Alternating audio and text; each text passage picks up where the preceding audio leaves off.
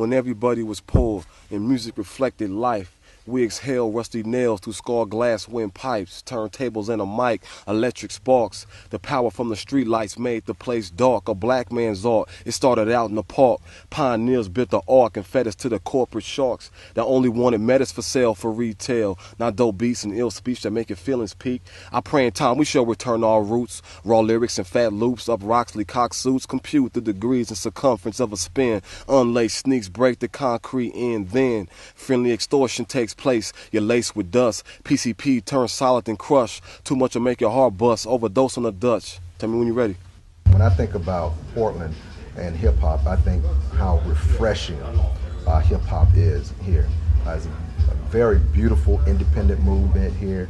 You get a number of the rappers here are really conscious, as well as DJs, as well as the fashion designers. They are very conscious, understand about the culture, they know their history, they know their stuff. And what I really noticed here is that there's some really, really incredible talent, but for the most part, they have the misfortune of not being in a city that really supports and recognizes hip hop. There are so many really talented artists here that I think we're really blessed. A lot of times people don't really realize how many talented artists I think that we have in this town. So they kind of become Portland's underground, which I think is really unfortunate that we wait for out-of-town acts to really support, because we have a lot of really multifaceted local artists here. There's a lot of talent here, but there's not a strong music industry here. So a lot of cats have gotten signed by indie labels that aren't from this city. And once you get signed and get some national recognition and a national buzz, then you can come back to the city and you can fill a room. But until that happens for you, you might be out here, and I don't care how talented you are, you might be out here for years playing to very small amounts of people. It's so right for somebody to blow up from here. It don't make no sense. It's just the right person with the right attitude. It's a done deal. For a lot of the brothers here that are doing things, they have a talent just like anybody else as far as the industry.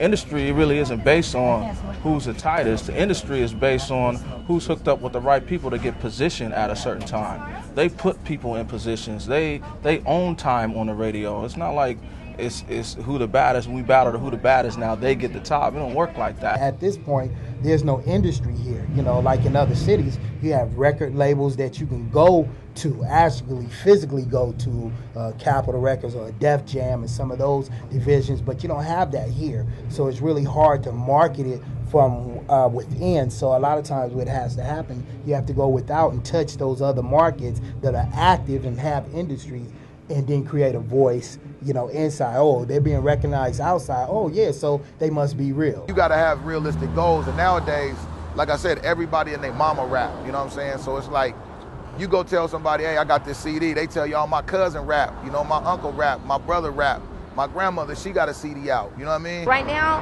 I like all hip hop, but if you can come with a lot of reality to it, it's gonna make it that much more powerful and that much stronger.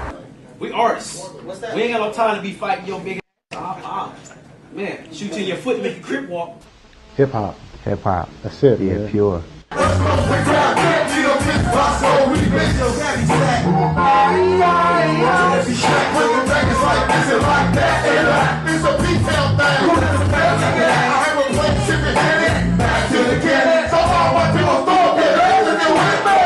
It's all live, all entertainment, all hip hop. We doing it real big in Portland.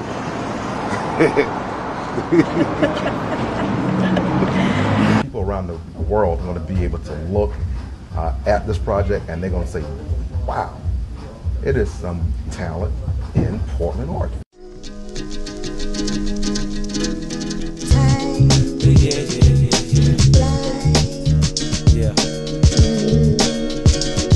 We've been through much cash, selling dope on the app. We done shook many times, coming up too fast. It never lasts too long, a lifestyle like that. Coming up off scraps around dogs and rats and stray cats. The city is a jungle in fact. Everybody started reaching for a piece of the scratch. We got caught up in the middle of that and lost contact. The word is you got 3 kids and working long shifts, doing your best to be a man to handle business. For real, it's not easy where we trying to get it, and where we trying to get is a long road, persistence. We gotta have it and sacrifice our old habits. I seen your pops We talked a little bit, he looking nice and living life. He said the last time he seen you, yo, y'all wasn't right. But show me a picture of your 3 kids, you and your wife. Yo, it's crazy how time flies, feel it.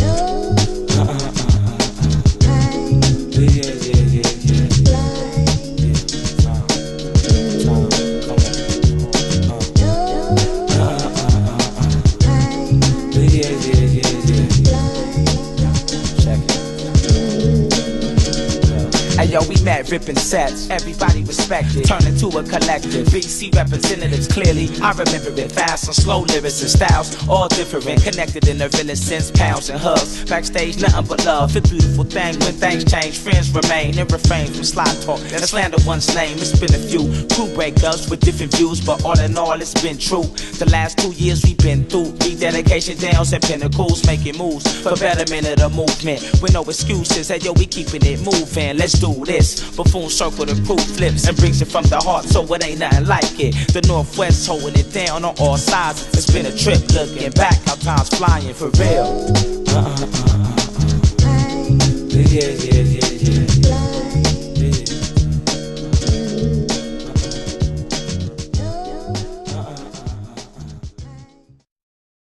Wake up, wake up, wake up, Portland. You're listening to the sounds of Portland's very own Pleasure. And of course, this morning we got Marlon McClain, the leader of Pleasure. You're going to have to check that out. Of course, you know you're tuned into the #1 talk station that's going to bring you the black talk as well as hip hop. So y'all stay tuned. Still talking about Pleasure when I finished eating salmon. The older cat, he had to been like in his late 40s or 50s or something like that. But, you know, you kept saying, that's music. So tell us a little bit about how you guys got started. You know, Pleasure really got started by myself, Nathaniel Phillips, Bruce Carter, and the Hepburn Brothers. We actually had 2 different groups. The Hepburn Brothers had a group called the Soul Masters, and we had a group called Shades of Soul. And so we eventually merged the 2 groups together and changed the name to Pleasure, and we started playing around the community in Portland. Which is like the up the downstairs lounge. Portland is a city of very genuine and nice people. I moved here from Washington, D.C. In 2003, and in Washington, D.C., it's a very unforgiving city, and I'm into politics and social issues, and I'm a black man, and if you're into that, you love Washington, D.C., as I did. Moving out here, it was like, you know, a very, very small black community, which is in Northeast Portland, but you ultimately learn that you can kind of relax, sit back, think a little bit. If you're creative, you know, that's accepted here. But people, for the most part, are very genuine. Like a lot of cities, when you talk to people and you deal with people, they want to know what they can get out of you, you know, what's the angle, you know, but here you can actually deal with people and talk to them in context, and people are just really, really cool. Portland is a place, if an individual really has a mindset to make it, they can.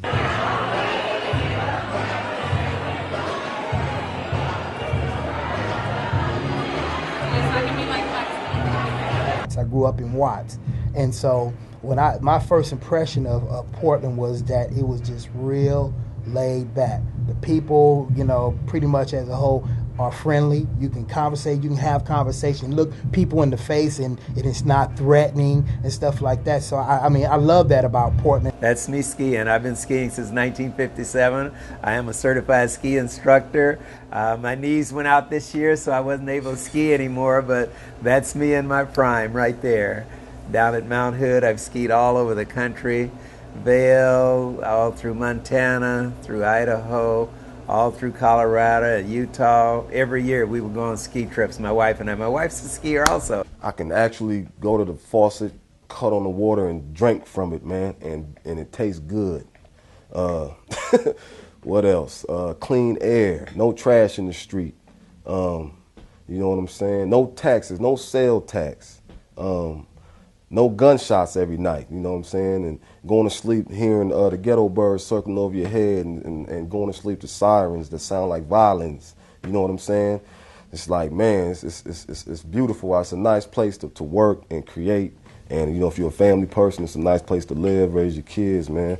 It's just, you know what I'm saying? Sometimes I got to go back home to get recharged, though, because I'm so used to that fast life, you know, in L.A. or whatever. But coming to Portland, man, it made me real mellowed out. You know, I grew up, matured a lot here. I love Portland because it's an undeveloped city. If you know, if you're solid about something, you have a good foundation, you have good goals and ideas of what you want to set out and accomplish, there's a community that will embrace you. There are some walls that you might hit, but as a whole, it's small. Don't call it a comeback. Turn the goatee to Mac. I'm something like what? This motherfucker getting murdered every night. What you talking about? I've been to over 20 funerals in the last 7 months. It's good here. Right? When it gets dark outside, partner, it ain't safe. What is bigotry? I don't know what bigotry is. They really don't have a clue. Don't I know you? You look so familiar. Don't I know you? No, you don't know me. I didn't used to sit behind you in second period math class. Wait. I wasn't friends with your second cousin's best friend. No, I did not live in Philly in 92. You didn't see me on Soul Train, but thanks for asking. Black. I am the universe before the stars, fertile chamber of things to come, buried secrets deep beneath the ground, deep beneath the deck of slave ships named Jesus. We multiply and reproduce a mass movement coming from the underground grassroots taking over your landscapes. We clone ourselves in preparation for the slave insurrection. Do you get confused when more than one black person enters the room? Do you have problems keeping your Tarias and Walidas straight? Colored, I am muted brown, child of Ham, searching for a sign to point me in the right direction, but that path is labeled whites only. How can you know me if you're afraid to get close to me? Is it a genetic drift that pushes you to the other side of the elevator every time I get on? Well, if you think you're scared now, you should hear what we say when you're not around. You know, Portland, Oregon is the whitest major city in America.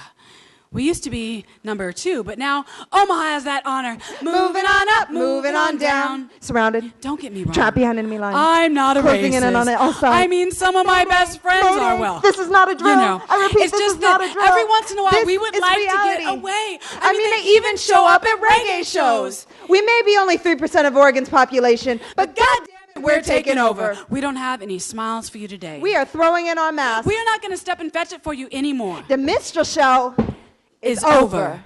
Sometimes we are tired of you. It happens. And for as much as we remain silent, seems like some white folks don't have a problem saying what they think. You know, this chick I barely knew in high school said to me some crazy shit.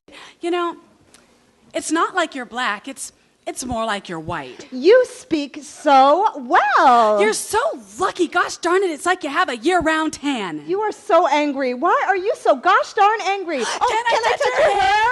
Hell no. Tonight on the 6 o'clock news, an epidemic of jungle fever is running rampant across the nation, causing white boys to get pretty fucking bald. Hey, I don't date white girls. I don't know why. They just don't do it for me. And in fact, I don't date anything lighter than a cinnamon, and you seem to be about just a shade. So can I get some of your, what did he call it in that Jay-Z video? Brown sugar? Would you like a little cream in your coffee? Interracial relationships from the slave quarters to the big screen, sexing us up wasn't part of Martin's I Have a Dream. Look, Black isn't some 2-hour movie starring Warren Beatty as my nigga and Halle Berry as the first lady. People need to turn that shit off. Because, we more than MTV personification. 21st century reinterpretations of slave plantations. Forget everything Good Times ever taught you about black folks. Dynamite. And just listen. Really, listen. So that when you say you know me, you can say it with honesty.